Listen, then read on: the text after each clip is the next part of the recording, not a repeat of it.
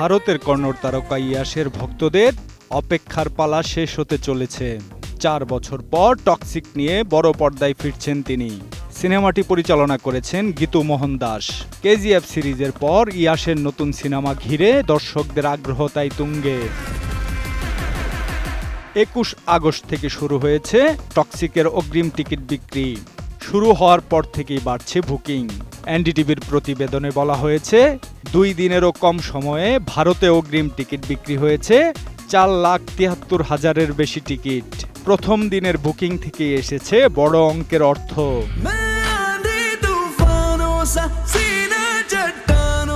এনডিটিভির তথ্য অনুযায়ী ভারতে প্রথম দিনের অগ্রিম বুকিংয়ের পরিমাণ ছাড়িয়েছে 27 কোটি রুপি। তবে এই হিসেবের মধ্যে রয়েছে ব্লক সিটের টাকাও। সাধারণ দর্শকদের জন্য থাকা আসন ধরে হিসাব করলে অগ্রিম বুকিংয়ের পরিমাণ 18 কোটি রুপি ছাড়িয়েছে। নোভা এলইডি টিভি, ঝকঝকে ছবি, নিখুঁত শব্দ, 5 বছরের ওয়ারেন্টি। নোভা মানি সঠিক মান, নিশ্চিত সেবা। ইয়াশের নিজের রাজ্য কর্ণাটকে চলছে সবচেয়ে বেশি উন্মাদনা।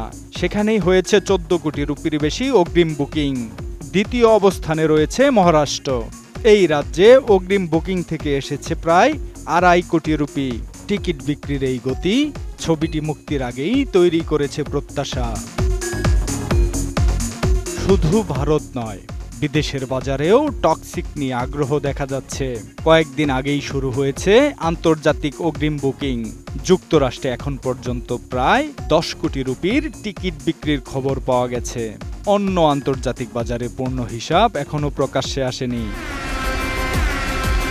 বাণিজ্য বিশ্লেষকদের ধারণা, মুক্তির প্রথম দিনেই বড় অঙ্কের আয় করতে পারে টক্সিক। এমনকি ছাড়িয়ে যেতে পারে ইয়াশের আগের ব্লকবাস্টার কেজিএফ ও কেজিএফ চ্যাপ্টার 2-কেও।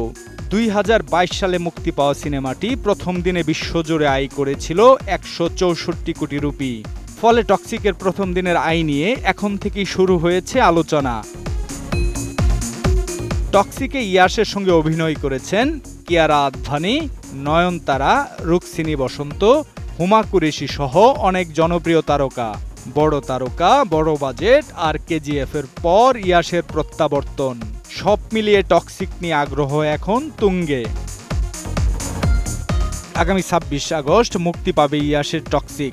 আর মুক্তির আগেই অগ্রিম টিকিট বিক্রিতে এমন সাড়া। এখন নজর প্রথম দিনের বক্স অফিসে। কেজিএফ এর রেকর্ড টক্সিক স্পর্শ করতে পারে কিনা উত্তর মিলবে ছবিটি মুক্তির পরেই। Desk report, ATN news.